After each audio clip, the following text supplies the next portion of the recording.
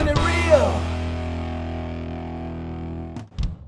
An increasing subtle shift by the Creation Ministries is to suggest that the fountains of the great deep were volcanic, that they were magma instead of water. And the first example is an exhibit at AiG's Creation Museum. And Fred, we have a handheld cell phone video of this from the editor of our two big videos, the one on the global flood and the other on the evidence against the Big Bang. This is Tommy Stills. Yep. And in fact, you could hear his voice in this video. So let's play this and let's describe to the audience narrate what we're on. seeing. Yeah. All right. This is a video of an exhibit at the Creation Museum. I've been there a few times. Yeah, great museum. You've been there? Yeah. And absolutely. They show beneath the mantle magma rising up through the mantle of the earth, getting to the crust, magma, and the magma going through the crust, and then fountains of water, steam jets, supersonic, going up into the upper atmosphere, and then the magma going out on the ocean floor is raising the water level because it's sort of pushing the ocean water up over the continents. Yep. That's the fountains of the magma of the great deep. That's not valid. Let's hear Tommy's question right here, where he is in somewhat shock at seeing this.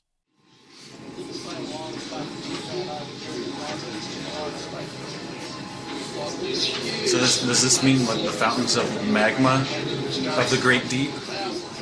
So that's amazing. It's a neat animation, but they're showing magma coming from the core of the earth, not water. This is a magma-looking volcano coming up, basically, and then causing jet streams and to shoot up and cause the rain. And where's the extra water? Where's all the water you're going to need?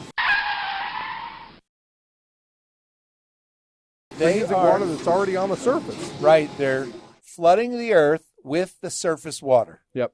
That's what they're doing. That's what all the other flood models do for the most part. Yeah. They flood the earth with the surface water that's already there. They think you could have a global flood without adding water. Yeah. Like you buy something, it says just add water. Well, today, you don't add any water to get a global flood. Yeah. Which is not reasonable. And I don't know how anybody can read Genesis and get this kind of idea in their mind about not at all. Volcanic magma as opposed to water. Fountains of the great Fountains of the great deep. And Fred, these guys who promote CPT, they're good at computer simulations.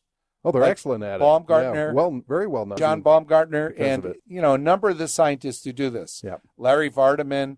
Yeah. They could try to use a computer simulation to see if you flood the bottom of the oceans with magma, are you going to get supersonic jets to dump, the Bible says, torrential rain worldwide for 40 days. I predict that they cannot simulate that wouldn't even produce all that rain. Yeah. But then it leads us to the second example of this, not from AIG and Ken Ham, all the people we love there in Kentucky, but this is from Australia and Creation Ministries International and our beloved Creation magazine, the very last issue.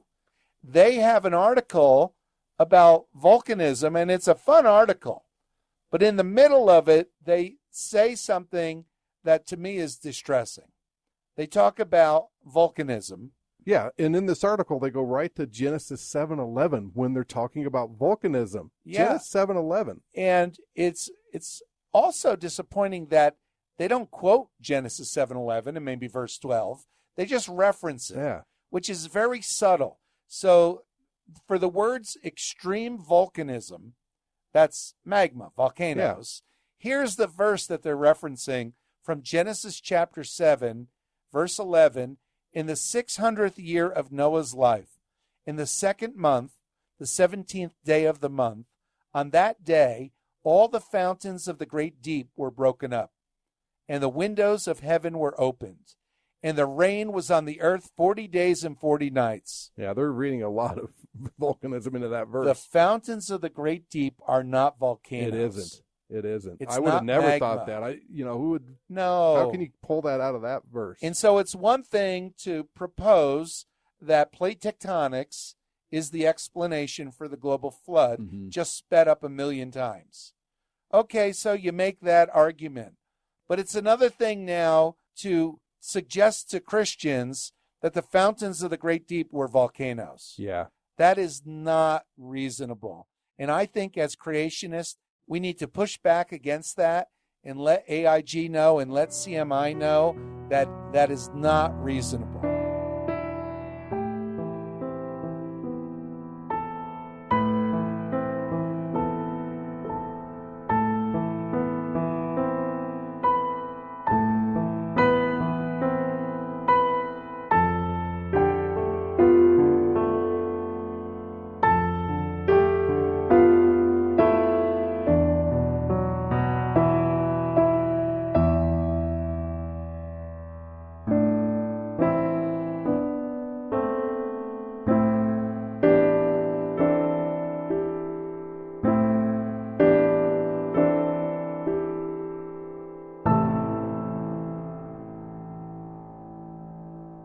We're going to look at what happens to rock when it changes from solid to liquid. All divers know, all scuba divers, which I'm a scuba diver. Everybody that's a scuba diver, you already know what I'm going to say. All of you that's ever been a submarine sailor, you're going to know what we're talking about, how density affects your buoyancy.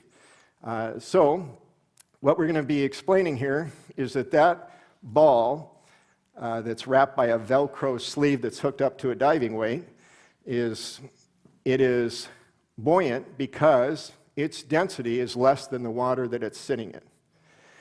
And if I push that ball down in that column of water, the pressure of the water column increases with depth. In fact, it's roughly speaking, for every 2 feet you go down in a column of water, you're going to increase the pressure on that ball 1 pound per square inch. So as that ball goes down, and keep going down, Jeff, as that ball goes down, and he's just pushing it down with the hook, and then he's going to let go. So let go. See, it's going to float up, and the higher it gets, the faster it's going to flow up. So, but as he's pushing it down, the pressure is compressing the ball, which is increasing the density, decreasing the volume, and ultimately you would get at a depth, which we call crossover depth, where perfect neutral buoyancy is achieved, to where the weight and the ball together, because of the compression on that ball, increasing in density, losing in volume, there's going to be a depth where it's exactly the same density. The combined training aid is the same density as the water that is around it. And so then you let go, and it will stay almost right there, a little bit further down to the clip. And then, now just guess in your mind, what happens if you go a little bit below that? If you go a little bit below that, you're going to compress that ball a little bit more. And now the density of the ball and weight are going to actually be combined more than the water surrounding it. The volume will decrease a little bit more, and pretty soon it's going to sink to the bottom. And the further down it goes, the faster it goes. Does everybody see that? Okay, now, thanks, Jeff. That is really important. Not as important as knowing Jesus, but that is going to be important for our little discussion from here on. So, now a little bit more science class. Earth's radius is about 4,000 miles. The mantle thickness is about 1,800 miles. And you'll notice this crossover depth. That crossover depth, as far as melted rock is concerned, is the same as right at the middle of our demonstration there. That is going to be the density of melted rock. When rock goes from solid to liquid, that's the place where it's neutral buoyant. It doesn't want to go up or go down. But if rock melts below that, the resultant liquid magma rock wants to only go down.